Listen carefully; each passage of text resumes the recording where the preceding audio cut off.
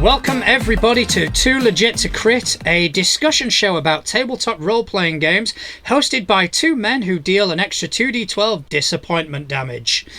My name is John Santana. And I'm still Justin. That hasn't changed. I need to back up a minute. You only deal 2d12 disappointment? Only 2d12, yeah. Bro. Yeah. Wish. Yeah, I've put no I have to striking runes buy on. new dice. Yeah, but you roll like shit, so... It's true. I probably do more with my 2d12 than you do with 6. I do with all of my dice, yeah. It's depressing because it's true. Oh. So how have you been keeping? Yeah, pretty good, man. I've been creating more stuff for my table, which I've got a lovely picture to send you, which I'm going to do now. I've been really good at keeping this one a secret again, which has been really hard for me. If it's a picture of your penis, I'm going to be well pissed off. It's not. That's coming later. Oh. But have a look on the old Discordia. The Discordio. Yeah, I've just sent you a lovely photo of some stuff I've made. I'm going to have to look on Discord on my phone like a peasant. But this is something, there's 3 in the photo. I'll be putting these up on the Facebook in a bit. Okay, that is nice. So, I'm assuming dice trays, obviously. Yes, dice trays, yeah. They are circular dice trays, and around the edge it looks like you've done indentations for... Yeah, for all 2 your full sets of dice. That is really cool. Yeah, and my thought process on them, you can see in the picture, obviously I've got two black ones and 1 white one at the moment. Yeah. I'm going to be printing another one now, which will be a second white one. My thought process on it was, it'll just be a nice addition to just have on the table. So when I've got people around and playing, obviously behind my DM screen, I've already got a dice tower built into my DM screen. So I don't need one behind the DM screen. So then I've got 4 for out on the table for players. I think that's a really cool idea. Yeah, so I might make another 2 after that. So I have 6, so I'll have 3 of each. We'll see how it goes. But at the moment, I've only got 4 people at the table, so I don't need more than 4. And then, just a little bit of felt in the middle so the dice don't hurt themselves. No, I really like that. I'm a big fan of the purple one. Yeah, I thought you would be. That's my favourite too. Yeah, it is very pretty. Yeah, so I'll be posting that photo up onto the Facebook probably after this episode goes live. Yeah, and I'll share it over to the Instagram. Yep. So that's what I've been working on. That's really cool. And just a few little things for around the table and stuff. And I've started painting a bit more on the staff that I was working on that we discussed previously. So that's been progressing, but it's not really ready for photos yet. I was just about to ask about the stuff. Yeah, it's still camera shy. But yeah, as soon as that's in a place where it's ready for photos, I'll take some and let you have a little gander. Looking forward to it. I'm looking forward to seeing what you're doing. But yeah, definitely liking these dice trays. 3D printers are awesome. I genuinely don't have the space or the reason that I don't have a reason to buy one, but I really want one, and that's not a good enough reason for me. That's literally why I bought one. I've wanted one since they first came out, when I was I think I was still at college when the first 3D printers commercial ones came out, but they were $3,000 each or something stupid. And I was at college. I was it'll be a great thing to have one day. And then the price came down and down and down and down. And then I bought my first one. It was a refurbished one that I bought for 150 quid. And I was like, this is amazing. So I made loads of stuff with that. But the problem I had with it was just too small. I have that problem all the time. Yeah. But then I was chatting to a mutual friend of ours about 3D printers. This is the printer I really want to get. And I loaded up their website to show them the printer. And they're like, oh yeah, we're having a sale because it's our anniversary for being a company. We've been a company for X amount, I think it was 3 years or something, or it might have been, I can't remember how many years, but they've been a company for X amount of years. It's our anniversary, so we're having a big sale. Everything's half off. And I was like, I literally ordered a new credit card that had arrived that morning, and I was like, it'd be rude not to. The stars kind of aligned on that one. They really did. So I bought it. Can't fault you for that.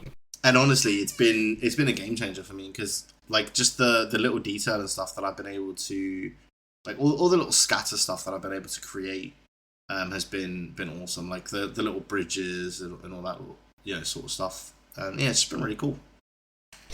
I was talking to another mutual friend that we have about his 3D printer.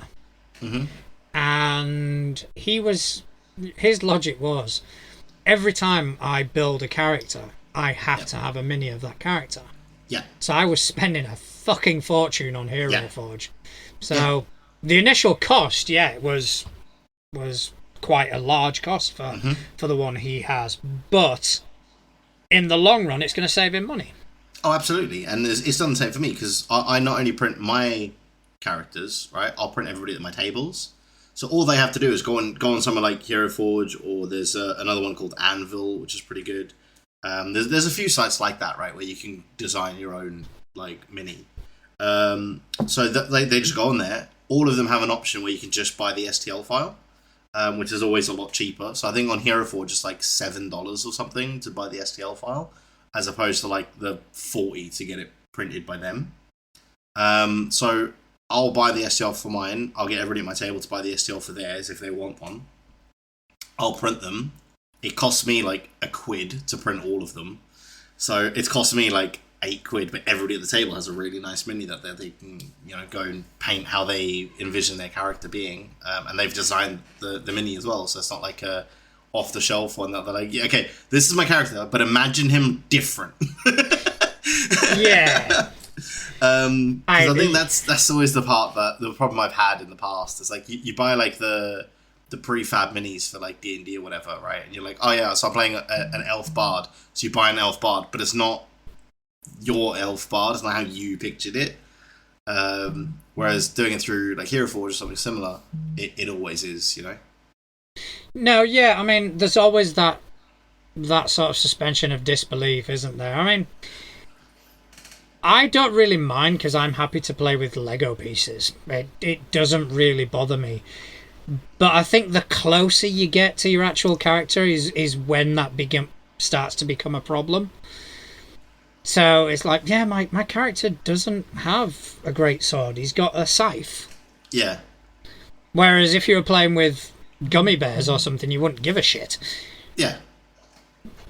So yeah, I do completely get it. The problem is, in my opinion, I don't play that many characters. No. Well, no, you play lots of characters. All of the NPCs. Oh, mate, I do not have the time or energy to make models of every single one I create. So that's what's really cool with like a lot of the resources for 3D printers that are out there, right? Is you can literally go on to like there's one of the websites I use, Thingiverse, right? You can go on and you can literally type in like D&D and you get pages and pages of like minis that people have made, like little scatter pieces like chests and bookshelves and all that sort of thing. You can literally go on there and they're all free to use. You can just download them and print them and use them in your game, and it doesn't cost you anything. So that's what, like, so for like your town guard, right? You can go on there and type in like D&D mini town guard, and you just like get scores of these things. And you can just find one that suits what you want and download it and print it. I think that if I were hosting games at my place and I had the table and everything, then I'd have a justification. Oh yeah. But most of your games are online. So most of my games. But I have invested in the online aspect of it. Like I bought the Pathfinder Bestiary token artwork. Yeah. And they are glorious. Yeah. Because up until now, what I've been doing is finding the image, using token cropping stamp, it out, whatever. yeah. And it hasn't been bad, but I bring in these professionally made tokens. Yeah, exactly. And the difference is just Oh yeah, just staggering. You zoom in as far as you want, and they do not lose resolution. But I mean, I guess that's kind of the same thing, because obviously I play most of my games at the table, so I'm investing in that experience, and you play most of your games online, so you're investing in that experience. So in a way, it's the different player experience, really, I guess, and we're both just kind of investing to make our specific mode of play better all around. That's it. And I mean, what I love about this hobby is technically there's no wrong way to do it. yeah, and also technically, you don't have to spend a dime. No, you really don't. You know, you don't have to spend anything. Anything you spend is to enhance your own and your players' sort of enjoyment out of it. Mm-hmm. You can play Pathfinder without spending any money whatsoever. Yeah. But it's fun to spend money on these things. Of course it is. And like I say, it enhances the experience, and it makes it just better. It does for me. Better, yeah. Certainly does for me. And speaking of spending money, what have you spent money on now? Yeah. Well, I've kickstarted Tales of the Valiant. Oh, you did? Well, because I know you said you were going to, but you actually did it. Yeah, it came up, and I was kind of watching it, and on the day, on the 22nd, yeah, I kind of woke up in a bit of a haze, got my iPad, and went to Tales of the Valiant website, and it still hadn't kickstarted. The fuck? They said the 22nd, the lying bastards. And later on, I decided to go back on it again. It had been up for 30 minutes and already blown through its fucking target. I mean, to be fair, though, from what we read when we were reporting on it, it sounds awesome. And I'm not surprised. And I would like to take a little bit of credit for some of those pledges, even though we probably had nothing to do with it. You can take credit. You can take credit for mine if you want. I will. I mean, just because they've actually got samples out as well. Oh, nice. You'll like it. It's very 5e. Oh, really? And interesting. So they bring out basically samplers of like 4 main classes. I think it's cleric, wizard, rogue, and fighter. Okay. And like from what I saw in the cleric, it was this is the cleric, this is what the cleric does, but then there's a footnote, and it's this is how our cleric is different to 5e's cleric.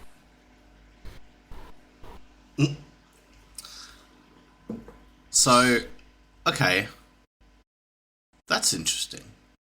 I didn't see it with all the classes. I only saw it with the cleric, but then again, I didn't really delve too far into it. Yeah. Yeah, I'm trying to find out where it is just so I can kind of go over it. But anyway, yes, I did notice that. But it seems interesting, and it is absolutely flying. Let me just go to back this project and see how they're doing. Because, yeah, I think they had a goal of maybe 80 grand at first. Okay. That's not a very high goal. No, it wasn't. According to this, it's saying 100 grand, but yeah, they blew through that. Yeah. That's still not a very high goal. It's not really. For Kickstarter, yeah. Oh, that's pretty good, though. But, well, I look forward to playing it once you have it. Yeah. In your grubby little mitts. Yeah, the one I've actually backed the one with the hardcover as well. Ooh, yes, fancy. I'm getting physical with Tales of the Valiant. Let's get physical. Sorry. No, you almost had me joining in. I know. Yeah, I was starting to get my groove on and shit. But I mean, so you mentioned 5e. I read something this week that was interesting to me. So, you know how we actually kind of touched on this last week, where you called the new 1D&D 6e? So yeah. It's not even called 1D&D anymore. I know, I saw it. Wizards were like, yeah, we're not going to call it 1D&D. What are you going to call it? We don't know. Yeah, it was like, that was never meant to be the name. And it was like, you put it out as the name. Yeah, I think it was probably one of those, like, like the other thing we discussed where like it was called Project Black Flag until it got its actual name. Yeah. Tales of the Valiant. Which yeah, I think that might have been what it was, is they were calling it 1D&D, like, behind closed doors, and it was never meant to go public, and somebody probably said it, like, in a, in like an interview or something like that, and then they're like, well, fuck, we've got to go with that now. And then, like, eventually they're like, right, it's getting a bit out of hand, guys. Let's, And now they have no fucking clue what they're going to call it. They're not a clue. It's brilliant. But you're not allowed to call it 1D&D. You're not allowed to call it the 6E. That's all we know. Oh, mate. They need to make their mind up quick. Oh, yes. Oh. Definitely. While we're on the topic of Wizards...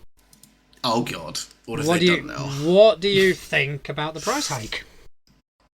I mean, I don't pay for anything that they put out, so it doesn't affect me in any way, shape, or form. Because I have a lovely player at my table who pays for all the books on D&D Beyond, and I just use them there, so... It doesn't affect me in any way, shape, or form. Don't let Wizards hear you say that. Fucking Pinkerton's banging at your fucking door. No, that's part of the 1D&D platform. The 1D&D, fucking, even I'm doing it now. The D&D Beyond platform is you can share. What, you mean the new edition? Yeah. You can share the books that you own with players in your campaigns. It was mainly obviously designed so that GMs who had the books could share them to the campaign, so that the players could then, use the book. A bit like you would do now. Like, if I went and bought a physical copy, right, and you came around my house to build characters for a campaign, I'm not going to be like, no, my book, go buy your fucking own. Like, I'm going to let you read the book. And D&D Beyond works that way as well. So if we're in a campaign together, you can share any content you own on D&D Beyond with anyone else in that campaign. Which is pretty good. Well, obviously the news of the price increase landed, and let's just say it was divisive. No.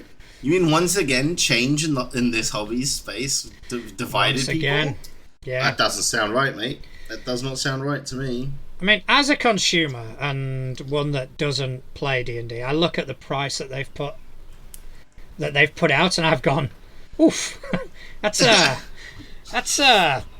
hefty tag. Wait, what are the prices looking like? $70. Now, I do believe $70 is hardcover and PDF. Okay, so that's not too bad. Yeah, I mean, kind of delving a bit deeper, the original price was $60, and it's been like that since 2014. So I think it's just a case of D&D is expensive. Yeah, I mean, I think as well, like because the whole point of them doing the digital and the hard copy is something that a lot of people, especially D&D Beyond users, have been asking for. Is if I buy the physical copy, can I have it on D&D Beyond as well? Now, it used to be just a flat no, because D&D Beyond was a separate company, right? But then when Wizards bought them, everyone was like, cool, does that mean I can put my books in now? And they were like, no. And this was kind of their solution to that, is any books going forward, when you buy the physical copy, you'll get the digital one as well. But obviously the digital one allows the sharing and all that sort of thing with people, even if you're not in the same county or country. So that might also be part of the reason for a little bit of that on the price. And I think also they're obviously investing quite heavily in this whole unnamed D&D project. Yes. And with that comes a lot of digital play. There's a VTT involved. Yes, so there is, it is probably in Wizards' best interest to try and bring those encourage. Sort of encourage the market in a direction where more people will be playing digitally and more people will be playing online. Absolutely, yeah. The only thing for me, and this is a genuine question, is now the best time? See, I personally probably would have done it with the release of whatever the latest and greatest of D&D is, whether that's formerly 1 D&D or the D&D version formerly known as 1. Or whatever that ends up looking like. Because obviously they've said numerous times, right, that I'm still going to call it 1 D&D until we have a different name for it. They've said previously that 1 D&D is not going to be a new edition of D&D, right? It's basically going to be a revision of 5e. So I personally would have said when they brought out those revised books, that would be the time to do it. Because then it kind of makes sense. Rather than just a random Tuesday, oh yeah, guys, it's more expensive now, good luck. It's just a bit... Yeah, my thoughts are... Again, I'm very split with my thoughts on this one, because on the one hand, let's be honest, D&D, Wizards of the Coast, have not had the best PR over the past 4 or 5 months. I don't know what you're talking about. No, just... I will pull you to one side and I'll tell you all about it. Okay, cool. So... Now, with this price hike, you might find that there's a lot of people that were maybe on the fence, that may have, not quite decided, and all of a sudden just kind of gone, oh no, fuck this, I'm going to go somewhere else. Yeah. That is one train of thought. The other train of thought is, this is the perfect time, because... How pissed off are people going to be? They're already fucked off. True. Yeah. So we may as well just in for a penny and in for a fucking pound. We're already in the doghouse. Let's do it all. Just in for a penny, in for a pound, and that's it. Those who are still with us after that fucking fiasco are still going to probably be with us after a price increase. Yeah, I mean, I think as well. Like the really important thing is the people who the price increase is actually going to affect. Are the people like myself, right, who like having the physical copy on your bookshelf, but also want it on D&D Beyond, because that's where you build all your characters and that's where you do everything you do, right? Now, without this combination of getting the physical copy and then the digital copy on D&D Beyond, previously what you'd have to do is you pay your 60 quid for your physical copy, then you go into D&D Beyond and you pay your 60 quid again to get your digital copy. So in essence, the only people that it's really affecting, it's not actually a price hike, it's a price decrease. If you're buying the bundle, yeah, because previously, if you were like everybody who was buying both was spending 120 quid to get the physical and digital copy. Now you're spending 70. It's saving you 50 quid. So, obviously, in the murky waters of the Twitter, oh God, that news has been received not very well, and can't imagine Twitter reacting badly to anything like that's. And there's been a lot of criticism towards Wizards of the Coast because of this, and one person who has actually turned round and defended Wizards was none other than Jason Bullman, who is the creative, who's like essentially the head of Paizo. Yeah. And he came out and he went, I'm about to release a 32-page module. It has cost me upwards of $2,500 to produce this, between artwork, between, all the hidden costs. All the other bits and pieces. It says, if I'm selling it at $9.99, I need to sell over 600 copies just to break even. Yeah. He goes, creating these products is not cheap. Yeah.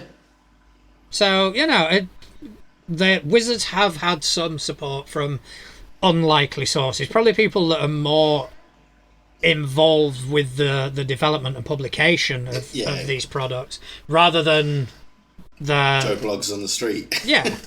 Who, whenever you raise prices, the amount of times in the service industry, if I was working somewhere and we'd knock the prices up and you'd get the whole, Oh, that was £4 last week. It's I'm like, cool. never coming £5 back this here week. again. And you'd see him the following week. It's like, dude. Yeah. Inflation happens. That was always my favourite. I'll never shop here again. Cool, bye, see ya. Have you ever seen that? Have you ever seen that bloke who basically puts out these scenarios and responds to them? Scott something. He's on Instagram and TikTok, and I'll send you some links. It's fucking brilliant. Yeah, because, dude, like, some of the things that I've had from working in retail and stuff over the years was, oh my god, the arguments I've had, Jesus. I once had a 2-hour argument with a guy because the batteries in his remote went dead. I wish I was kidding. I really do. 2 hours of him just going, well, you should give me new batteries. Why? Why should I give you new batteries? You've had the TV for 7 years. I'm surprised they lasted that long. There was and this was told to me, and I looked it up, and it's 100% true. There was a entertainment venue. To not really give anything away, I'm being purposely vague. An entertainment venue that closed down a few years ago, just at the beginning of COVID. And, you know, they put out this Facebook post going, blah, blah, blah, due to, whatever reasons. Yeah. We have to cease trading, etc., etc. Thank you for so many years of, the usual sort of thing. The usual copy pasta of business closing down, yeah. And there was one comment, and it was, does this mean I'm not going to get my birthday vouchers honoured?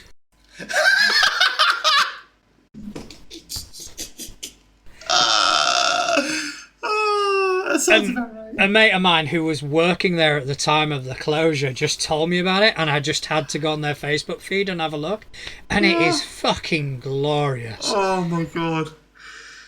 I do not miss dealing with customers. Yeah, same, dude. It's honestly, I hated it. I hated them. It made me hate people. It really did. I hate people anyway. It was perfect industry for you, really. You already hated people. But I was really good. I'm really good with people, and I think that's why I stuck it for so long. I mean, if I think about it, what was it? 20 years of my life I was in that industry. Yeah, it was about the same for me. I went from the age of 18 until I was like 30, 32. I was working in that sort of stuff, and yeah, it's mind-boggling when you look back at some of the shit that you used to put up with. Like, by far though, the worst people are drunk people. Yeah, I've got. Mate. We will do another podcast. We'll do another one for that. We'll do a companion podcast where we just bitch about drunk people. and my hatred for, well, everyone. So another speaking, because we did mention like Kickstarters and whatnot. Yes. My Cypher backer kit has started to show signs of life. Ooh. I got an email through the other day kind of going, you can start downloading stuff. Here's the core rulebook. And just so waiting what I'm hearing for... is we're going to have a session of that soon? I've got a session of that tomorrow. Ooh. Yeah, my Monday game is going to have to be postponed because people's availability. However, 2 players can make it. Oh, yeah. And I've got a Numenera adventure. And we tried it once and they really enjoyed it, so we're going to do that. If you are free, you are welcome to join in. I'm trying to think if I'm free tomorrow. Maybe I'll let you know tomorrow. Yeah, let me know. You're going to be using a pre-gen and you're going to pick up the rules on the fly. But it is a really cool system. So yeah, I'll have to have a look because I think I'm doing something, but it's one of those where, like, you know, like when you got just in the back of your mind, you're like, nope, you're doing something. It's like, what? Not telling you. Yeah, when you get to my age, that just becomes an everyday thing. Yeah. Oh, but yeah, no, that's really exciting though. That's starting to ship out now. Yeah, starting to pay dividends. So yeah. So what else have I spent money? Oh yeah, the Jason Bullman thing. I spent money on that. You spent money on Paizo stuff? That's so unlike you. It's actually not Paizo stuff. because Jason Bullman, creates games for a living, and in his spare time, he creates games. So he's got a side project, and it's called Minotaur Games. He's the one he produced Hope Finder not long ago. Mm-hmm. Fantastic system, and he's now producing another system based on Pathfinder 2e, but it's his own setting called Eventide. Okay. So he kind of rolled out an introductory module, which, it was what, £9? That's not too bad. Yeah, so I picked that up. So that's interesting. Yeah, spending money. Yeah, that's basically what I've been doing this week. I have not been spending money because I don't have any left. We should get this podcast on Patreon just to feed my addiction. Just to feed me with filaments so I can make more shit. Just to feed my need to get. Oh shit! Yeah, I also paid for the fucking Starfinder Humble Bundle. Dude, Starfinder is awesome though. It is, and if Starfinder. If you are interested in picking it up, there is a Humble Bundle out now. It's got about 3 days left. Yeah, I don't get paid. I get paid in 3 days, so I'm gonna miss it. Let me find out exactly how long it's got left. Yeah. It is, but it's... I do love Starfinder, man. It's such a fun game. It's such a cool concept as well. I love the whole just being in space thing. It is really cool, and I need to start playing more of it. At the lodge, I'm going to probably start GMing a lot more Starfinder. Yeah. Well, I mean, D&D, obviously, they've recently released a sort of space edition to 5e, which is their Spelljammer books. And I've got them. They're sitting on my bookshelf, but I just haven't got a game for them yet. So they've just been sitting there gathering dust. But that's on my list. Didn't that get released to quite mixed reviews? Yes, which is why I want to play it, because what I've read, I really think it's cool, and the races as well that they've added are really cool. Although one of the races kind of makes one of those D&D discretion builds that you can do. No longer D&D discretion, DM discretion builds even. Where it's like, well, I guess kind of the rules work that way. With one of the new races they've added, but it just works. Fair enough. Which is Coffee Lock, which is a fun build. Because the biggest issue that Coffee Locks have is the way that they have to long rest. Because basically what a Coffee Lock does is it's a mixture of a sorcerer and warlock. So warlocks get their spell slots back on a short rest. Sorcerers on a short rest get their... what they can do on that short rest, essentially, is they can convert spell slots into sorcery points, and then convert sorcery points into spell slots. So what you do is, you do that, short rest, get your spell slots back, convert them into spell points, because obviously you're converting your warlock spell slots into sorcerer spell slots. And you can just rinse and repeat as long as you can stay awake. But obviously then you get into the things of, well, now you're going to get exhaustion levels, you're going to get this, so you've got to find ways around that. But one of the new races in the Spelljammer book, they don't sleep. It's literally in their core mechanics, they don't sleep. A long rest for them is they just spend an hour doing nothing, which is a short rest. And they get all the benefits of a long rest without taking a long rest. So, because the spell slots you've created as a sorcerer, they go away after a long rest, which is kind of the limitation on that build. But with this new race, it's no longer a limitation. Because every time you take that short rest to get your spell slots back, you're essentially getting the benefits of the long rest. Yeah, I mean, there are a lot of things in D&D in general, which just makes me think, did designers talk to each other at any point? No. Apparently not, just... And I love it. Here's my concept, and let's just roll with it and see what happens. Yeah, pretty much. But no, there's also some really other cool concept for race as well. Like one of them's like an insect race. So they have 4 arms, and they're all functional. So you can actually wield 4 weapons. But in your non-primary arms, you can only wield light weapons because they're not as strong as your main arms. So it's cool things like that. So you can walk around like 4 rapiers.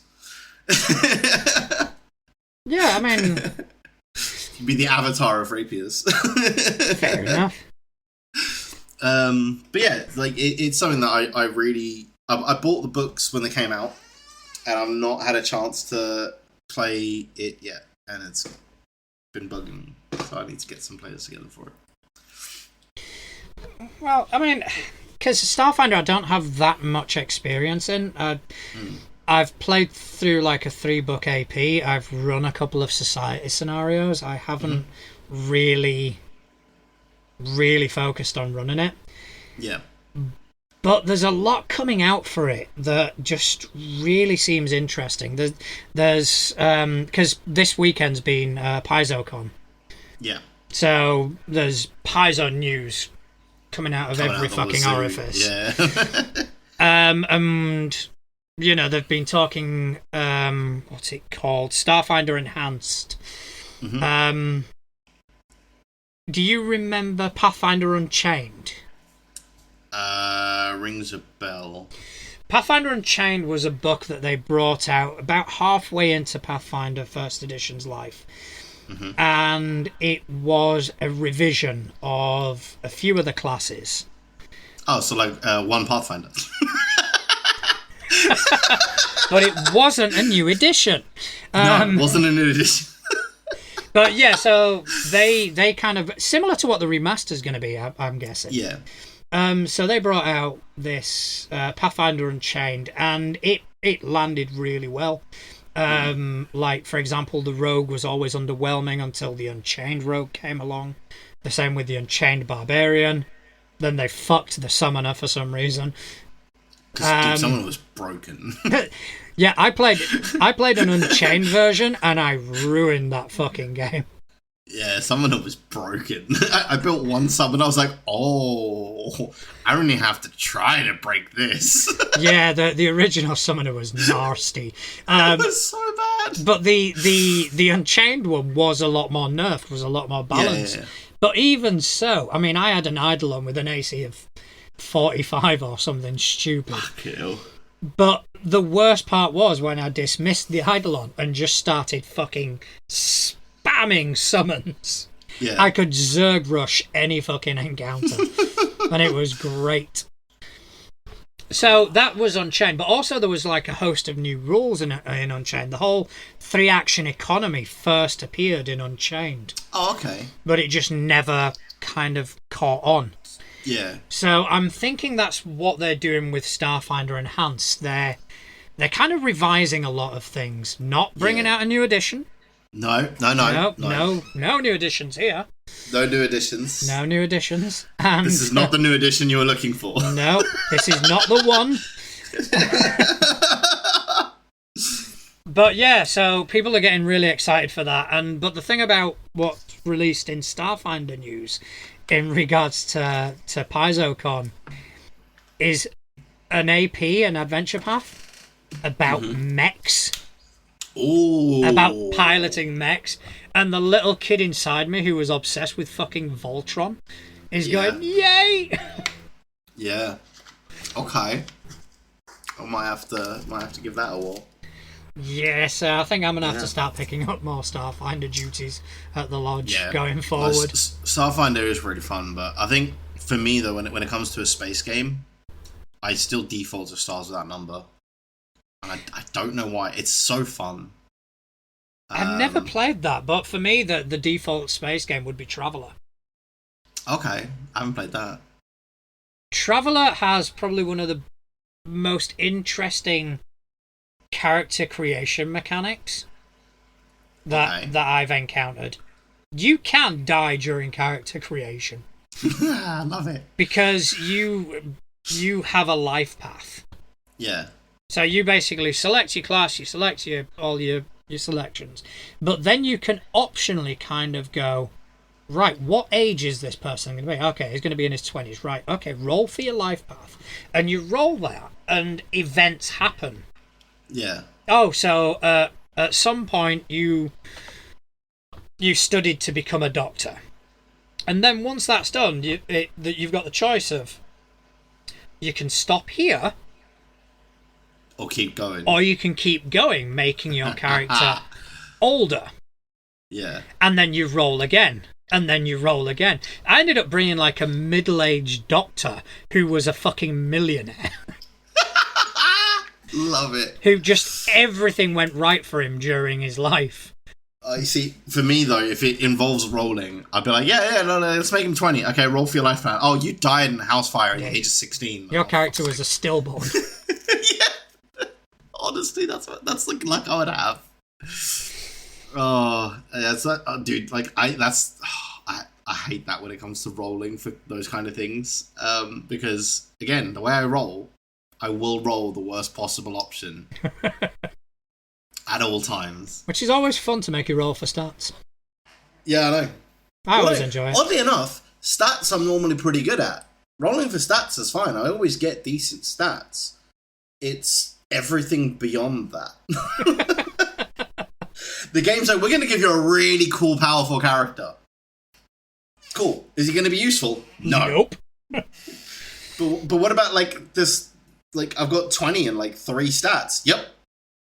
Well, can I roll those really well? Nope. You're going to roll ones. The gods of tabletop games fucked me. But it is fun. At least it's fun for your GM. Yeah, it's fun for you guys. Not so fun for me. So, other stuff that's come out from Paizo Con, obviously a lot more Pathfinder involved. Mm-hmm. They've discussed the remaster, obviously. Yeah. They've revealed the coloured versions of like the player core and the GM core. They're very pretty. They are pretty. Yeah. Nice. They've also previewed Rage of Elements, which is going to introduce the Kineticist to Pathfinder 2nd Edition. Okay. Now, I don't know if you ever encountered one in 1st Edition. I did not, no. It was one of those classes that came along and immediately became popular. Okay.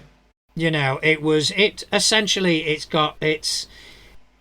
not quite a caster, but you control elements similar to Avatar, The Last Airbender. Okay. So you can pick fire, earth, water, air, sort of thing. And they are pretty cool. Oh, that's pretty interesting, because I was literally I'm rewatching Avatar: The Last Airbender at the moment as it goes, and it was an episode with Uncle Iroh in it, and I just was sitting there thinking to myself, wouldn't that be a really fun character to play as like an Uncle Iroh type figure who's just full of wisdomness. As I say that, I realise I'm probably not the one that should be bringing this character to life. But more than the actual player, yes. Yes, absolutely. But, you know, and just hitting people with those, like, words of wisdom that, like, at the time, like, what the fuck does that even mean? But then 3 weeks later, they're like, oh, that's what he meant. I can see you just spamming ChatGPT with words of wisdom and just seeing what it produces. Exactly that. Other things that they've kind of mentioned about the remaster. This one I found really interesting. Versatile heritages. They're going to bring in the Nephilim, and that is to basically distance themselves from Aasimar and Tiefling. Yeah. So instead of picking either Aasimar or Tiefling, you're going to be a Nephilim. But then the flavour that you add to that is going to vary. No, that's cool. I like it. Yeah, that's really cool. I like that. I like that a lot, actually.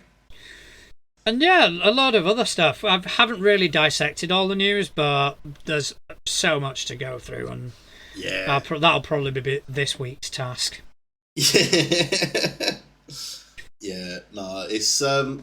always exciting when there's a lot of, like, when there's a con on, because there's always so much good stuff that comes out of it. And yeah, it's always really interesting to see what they're doing, you know. Yeah, definitely. I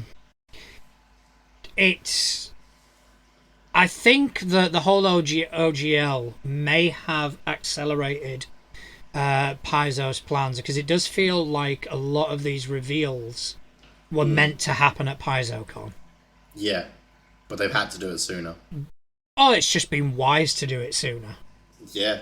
You know, when your main competitor kind of stumbles a tiny bit, it's like, here we go. Yeah, no, yeah, absolutely, yeah. It's the perfect time to do it because you are going to have people that are alienated by stuff like that, and if you go, well, there's always this option. It can give them that gentle nudge to go and discover a system that they have made. I mean, they've obviously would have heard about, but maybe not considered playing in the past or something like that. Yeah, there's been a bunch of other stuff that's kind of caught my attention this week as well. Yeah. Do you remember when we talked about Dreams and Machines that we kind of got excited about? Yes, they have now released audio, like or they are releasing, should I say, a 5-part audio which kind of introduces you to the world. Okay. I started listening to a bit just before recording, so I haven't really got into it. It does seem like an audio narrative. Yeah. They're currently on part 2, so if you go to dreamsandmachines.com, you'll be able to start downloading and listening to it, which I will probably be doing tonight. Yeah, no, that sounds good. Yeah, I'm definitely interested in that system. They've I think that's ticked a lot of boxes for both of us, that one. Yeah, I'm definitely gonna kickstart that when it comes out. Not that Modifius need me to kickstart anything, but no. Always happy to help. You're gonna. I'm gonna. After all that fucking backwards and forwards we had the other day, I'm not certain about Kickstarters. I'm a bit on the fence. This week you're just like, I'm kickstarting everything. Oh my gosh. Yeah, and also Critical Role have released a quick start for their new system. Ooh, yeah, that was an interesting one. I did catch a glimpse of that, but I haven't actually had a proper look at it. Nor have I, and the main reason being I'm a bit antagonistic towards Critical Role. I don't like it, and yeah, no, that's fair. But it does kind of raise a query for me in the sense that Critical Role has always, ever since they started performing as a show, has always been 5e. Yes. Then, obviously, they've branched out into other systems for other shows, but their main flagship has always been 5e. Yes. And they've released books for 5e, etc., etc. So I was always under the assumption there was a very solid sort of working relationship going on there. But now they're releasing not 1, but 2 new systems designed by themselves. So it's going to be... I'll have to talk to friends of mine who are fans of it and just kind of go, tell me about it.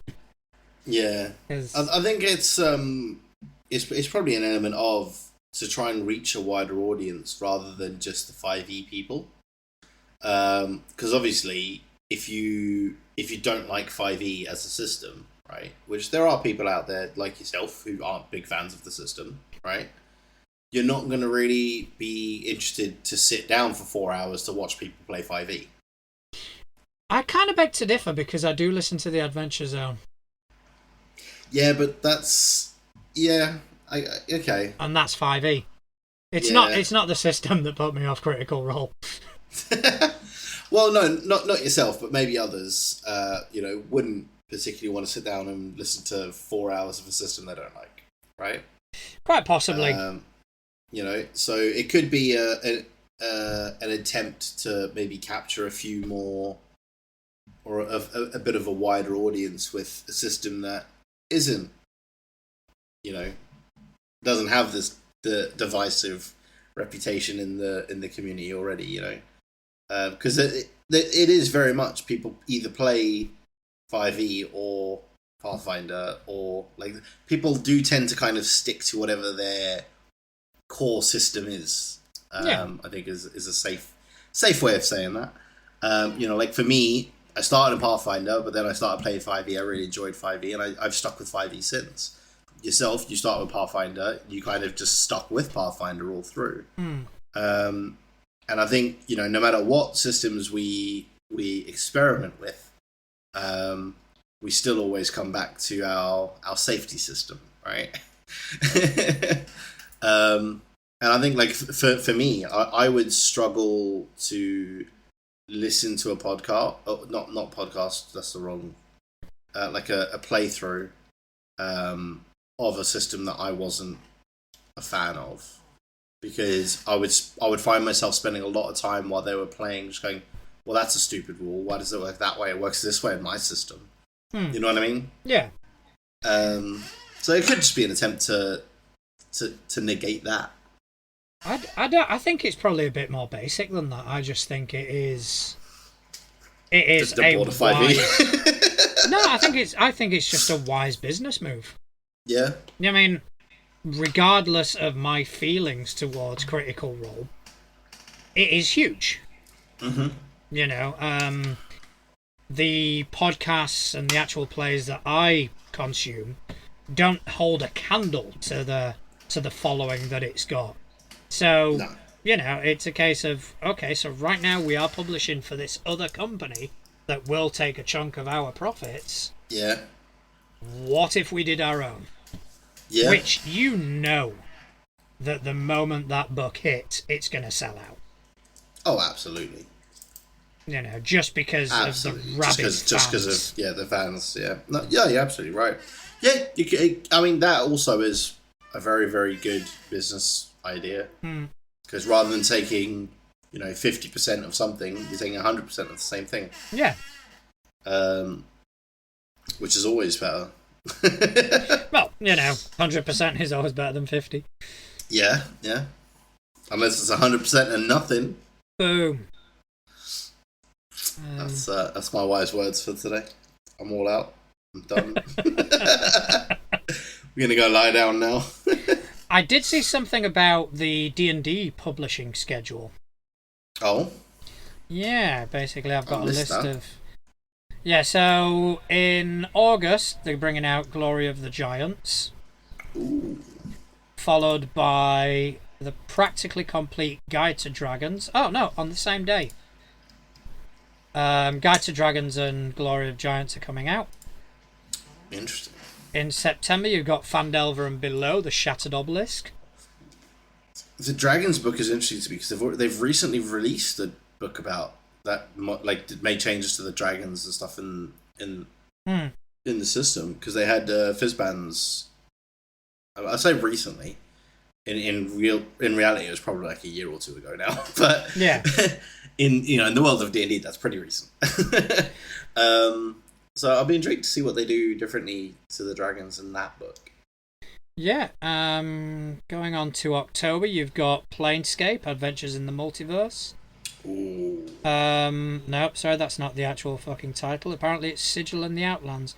I don't know that the cover that they've put up is different to the title that they've added. That sounds about right. Yeah. Yeah, pretty much. They're not very good at naming shit. No, yeah. They need to take a leaf out of, Tales of the Valiant. Just... The OGL works. Weren't you bitching about the name change last week? I'm going to correct that. Because this has to stay on record. I said from the get-go, Tales of the Valiant is a fucking awesome name. What I was bitching about was the fact that Black Flag Friday. Black Flag Friday was fucking touch. Oh. And they made it Valiant Friday or Valiant something Friday stupid instead. like that. Yeah, Valiant Fridays. Anyway, it doesn't matter. It's going to wind me up again. I'm going to stop now. Alright, so in November they've got the Book of Many Things. Ooh. Is that like the deck of many things? I don't know, because there's no actual explanation. There's just pictures and book words titles underneath them. And the words are very vague. That sounds about right. Then in 2024, you've obviously got your revised core rulebooks. Yes. Along with a Vecna storyline. Ooh. And then That'll be interesting. And then in 2025, you've got Red Wizard's storyline. Okay. Means fuck all to me. Means fuck all to me. Yeah. I mean, Vecna, the name rings a bell from Stranger Things. That's about it. Yeah, it was also a boss in the Critical Role campaigns. Yeah, Vecna's been around for eons. Yeah, he's a staple, isn't he? Yeah. So yeah, that's pretty cool. But no, that's really cool. I'm looking forward to that. There's some there that I'm interested in, like I said, because like with the Dragons book, they've recently redone Dragons. So the fact that they're redoing them again is odd or curious. Or is this book just going to undo the changes they made in the last book? Like, yeah, we fucked up there. Well, to be honest, I don't think Wizards really give a fuck. No, they don't. So that was it. I don't think I've got anything else. I've not seen anything else D&D related, to be honest. Nothing. I think, yeah, their big news is that they've decided to scrap the name. Yeah, which is... I don't know. Whenever a company does anything, and it's not just Wizards of the Coast, I'm always kind of waiting for the other shoe, if that makes any sense. Yeah. You know, I don't particularly trust press releases. And again, it's not just Wizards, it's every fucking company that exists. I just kind of wait around and let's see what happens. Let's see where they're really going with this. This is something that cropped up on my feed. Mm-hmm. And it's touted as news, and I've got no fucking clue why. But I thought it might be interesting to bring it up here. And it was on CBR.com. And it was Dungeons and Dragons DM tries to kill a PC for not, quote unquote, fitting the setting. Okay. And yeah, this wasn't a Facebook thing. This wasn't someone bitching into a face. This was actually on CBR.com. So Dungeons and Dragons DM attempts to kill a player character's warlock with a curse because they don't fit the campaign setting. So the reason I kind of picked it, the reason I kind of saw it and made a note of it was because a couple of weeks ago we were talking about arsehole GMs. Yeah, but I mean, I think there's an element of that though that's also a bit of a dickheadish player, because like if there's a campaign setting, right, and there's an overarching theme that everyone else is actually adhering to by the sounds of it, and you're just going to be that dickhead who's like, nah, doing my own thing. That's kind of a dickhead move as well. Yeah, I think I'd need to hear both sides. Yeah, but in pure journalistic integrity, they've only got one side here, so yeah, of course, we can't really speak to that. But it was Reddit user took to the D&D subreddit, asking other D&D fans whether they were being paranoid. Their level 5 warlock had been cursed. In order to remove the curse, the DM told them they had to find a specific god to cure them. However, the warlock suffered an increasing DC every time they cast a spell and suffered 6d10 damage. It feels like I'm being intentionally targeted because I ruined an encounter he had. So apparently the DM was confronted, and the DM admitted that he had targeted the player, saying it was due to not fitting their D&D campaign setting. Okay. But again, it's one of those things we're only hearing one side of it, to be honest. Yeah, because I mean that's the thing, right? So the setting, just I mean, again, depends how many players are at the table. But if it's like a 5 or 6 player table, right, and 5 other people have managed to fit this setting, it's obviously quite clear what that setting is, or it was communicated at least. Because otherwise, everyone wouldn't fit the setting. Because if nobody's gonna 5 players at a table aren't going to randomly all create characters in the same style accidentally, right? Yeah. That'd be really rare. But I mean, that's fair enough, but Oh yeah, I still think he handled it like a dick. Yeah, he's handled it like a proper knob, to be honest. Oh yeah, absolutely. And I have been accused of targeting player characters before. Yeah, you have. But that's just never me actually, because you've never killed any of my characters. So yeah, no, I've been accused of it, but it's maybe you should check your tactics and shitty rolls. To be honest. Yeah, well, that's why I never accused anybody of anything, because any character I've had died was because of my own stupidity or my own shitty rolls. I'm aware of this. Yeah, a combination of both. Normally the shitty rolls. That's normally what it comes down to, because like when my cleric in the campaign I'm playing in at the moment, his tester session that we had to introduce a couple of characters and stuff like that, our DM decided to throw us against something that a cleric should be very, very, very good at fighting, right? Some wraiths. Bread and butter for a cleric. Unless they fail the saving throw that he's got advantage and proficiency in. Guess what I did? I'm guessing you didn't succeed. No, I rolled 2 nat ones. That just doesn't surprise me. So yeah, like he gave me this encounter so that my cleric shine, and my cleric just went, ghost! So yeah, I mean, you know, I think definitely though, it sounds like neither of them handled that situation correctly. No, just talk it out for fuck's sake. Yeah. B, and I'm going to say this word very lightly because I don't like calling myself one. Be an adult. Justin, you adult, you. Hey, that's rude, dude. You are so grown up, Justin. I will slap you, I swear to God. I know where you live. You getting hair in strange places.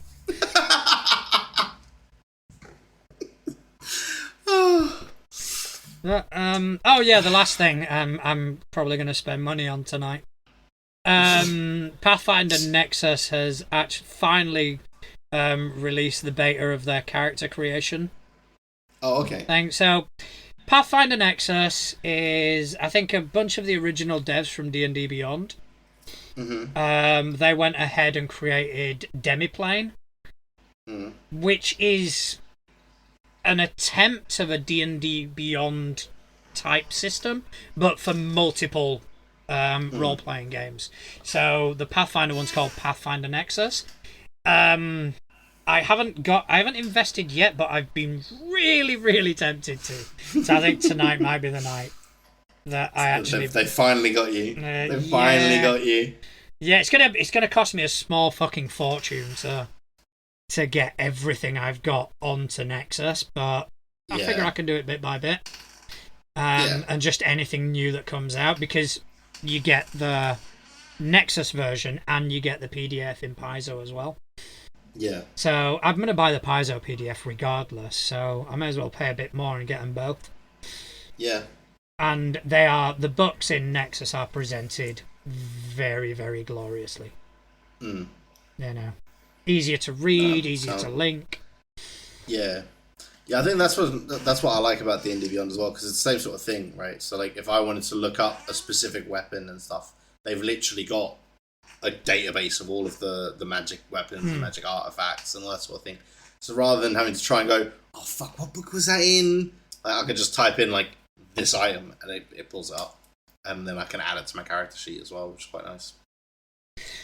Yeah, I mean I've seen D&D Beyond. I've not really delved too deep, but it is played around. Yeah, you know, it is good at what it does, and it is. Yeah, it helped open up the hobby for a lot of people.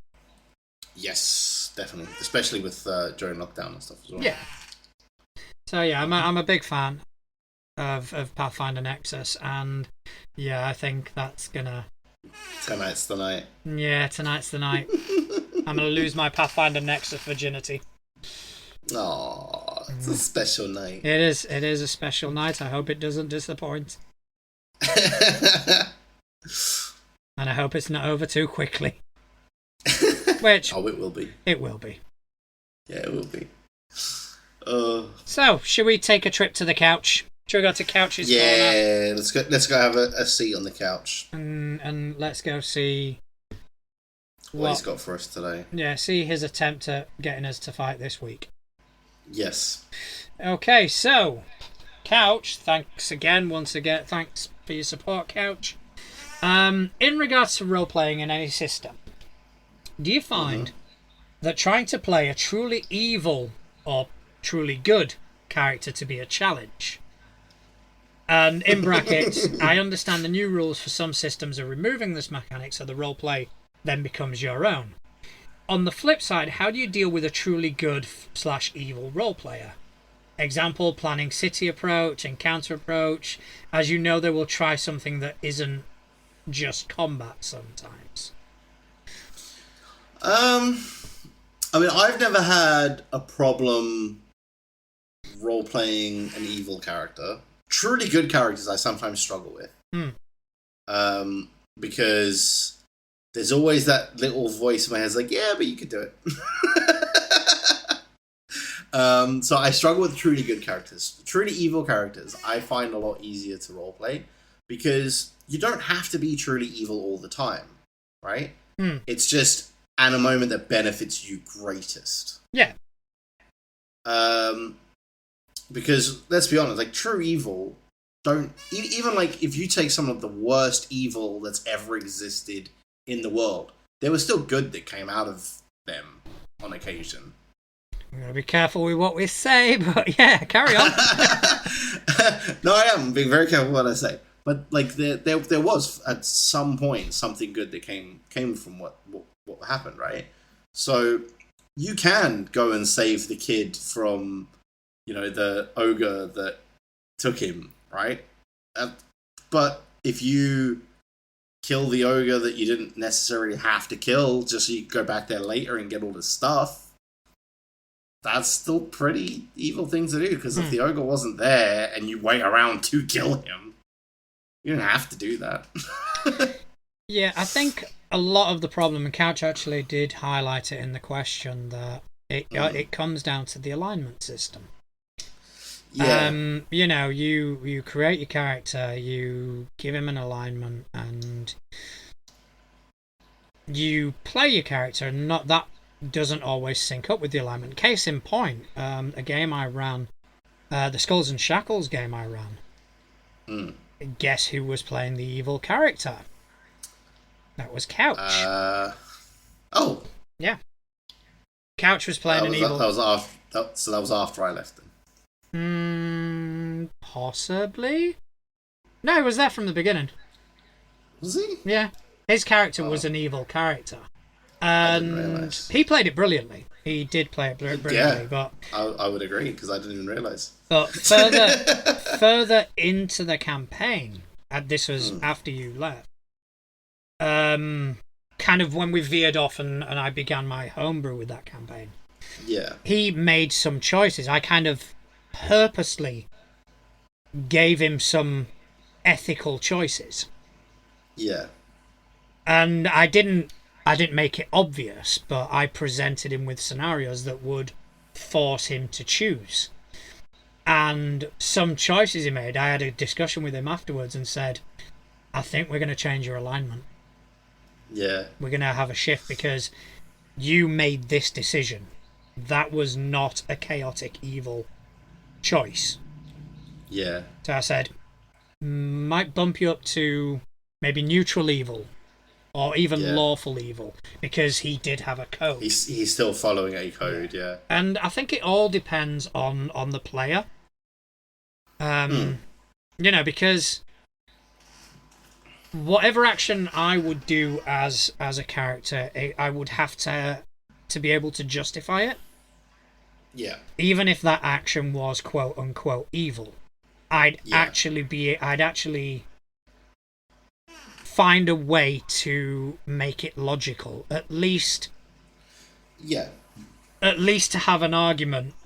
The problem is you do get some players that evil for them means an absolute. Yeah. So you go in and you meet the friendly halfling bartender. I stab him. It's like, you're evil, you're not fucking stupid. Yeah, I think that's what it comes down to is more because I mean, I've taken part in an evil campaign. We played a 20th level evil campaign, which is where I had that monk that won a tavern. Yeah. Because we were 20th level, and we went into this town, and obviously, being 20th level, we were ridiculously overpowered because we're basically, gods almost at that point, right? And this town was having like it was like a combat tournament. So my monk was like, "Yeah, I could win that," and somebody was like, "No, you can't." He was like, "Yeah, I could win it. I could win it while drinking." And they're like, "No, you can't." He was aware of the drunken fish monk, so of course he fucking could. Yeah. So he entered just to prove a point, and then he killed like everyone that entered, died by his hand. And then when they after he won, they were like, "Oh my god, you're so strong! Can you go and do this for us?" And he just was like, "Nah, I'm going back to the pub," because there was no need. He didn't have a. There's no purpose for him to go out and do what they were asking him to do, right? It didn't benefit him, so he wasn't going to fucking do it. But then they offered him the tavern, and he was like, "I'll do it for the tavern." Yeah, that's it. It's, you can justify an evil character, but you need to be able to justify why they are doing what they're doing. Exactly. Why are they trying to save the world? What benefit to them has it got? Yeah, because that's what it comes down to, is evil characters are going to do something that would benefit them, not the greater good, or not the town, or not, if it doesn't benefit them, they don't give a shit. Yeah, it is all about justification, and yeah, I kind of agree with you, and I would probably have more trouble playing a lawful good character than like a chaotic I've evil. Tried. I've tried. I struggled. I would struggle with that because I'm a very shades of grey type person. Same. So, there are certain things that a lawful good character, and I'd kind of go, really? Well, I think the prime example that I had for it was we were looking to interrogate someone, and they weren't cooperating with the interrogation. So we're like, well, we could, take the interrogation a little bit further. And the lawful good paladin that was with us was like, no. And we were like, no, you go get some supplies, okay? And I come back for an hour. Yeah, do some busy work. Just go for it. Yeah, and he complied with that. I was like, no, but you know what we're doing. So is that lawful good? You still know what we're doing, just because you're not partaking. You're not in the room when we do it. That's like if you knew that there was a dirty cop, but you didn't do anything about it. Yeah, you're just as bad. You're turning a blind eye. You're making yourself complicit. Exactly. Yeah, and that's where I'd struggle with it. And I think a lot of that does come down to the alignment system the way it is. It does. And I think the changes that are going to happen in Pathfinder, I think will deal with a lot of that. Yeah. Where, if you are a follower of a god, you've got quite specific anathemas and edicts that you kind of have to follow. And case in point, they actually previewed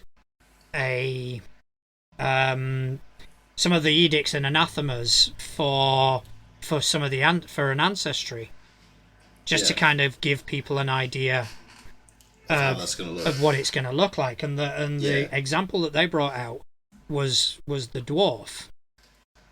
So it was basically, popular edicts would be create art with beauty and utility, hunt the enemies of your people, keep your clan dagger close. And anathemas would be leave an activity or promise uncompleted, forsake your family. But even that, they kind of go on to say, this is a guideline. Yeah, you can come up with your own. Come up with your own sort of motivations. And I think that is going to be far more effective than your traditional lawful good to chaotic evil. Yeah, well, I think as well, because even D&D 5e, right, to a degree, they've got the alignment chart, but then in your character building, you also do things like you put in things like your bonds, your ideals, your flaws, and all that sort of thing. And it just feels like sometimes the the floors that you put in don't line up with the alignment you've chosen and stuff like that. And it's just like, So I've never been a big fan of alignment charts as a whole. I've been fairly open about that over the years because I think that your alignment is very fluid anyway. Yeah, because nobody is Johnny Law 100% of the time. No, I agree. I completely agree. And when you do, when you do have a player at your table, like I had with Couch, when you do kind of plan, and I'm going to use the term encounters, but it doesn't necessarily mean just combat, but counters or challenges.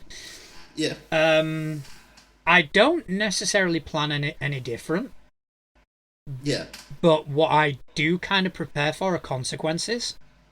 Yes. So, if a truly evil character in a moment that's meant to be diplomatic kind of goes off the rails, then there are going to be consequences, You become outlaws in that particular town.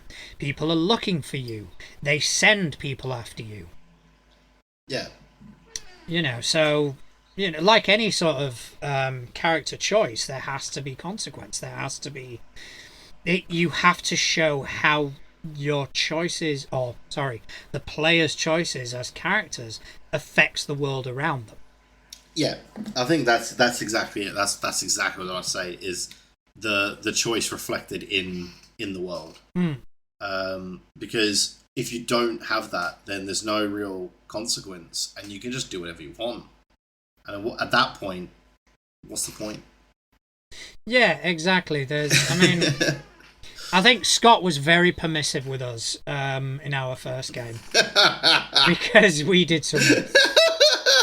We did some wild shit. Yeah, we did, and yeah, he was very permissive. Probably because we were all new players, but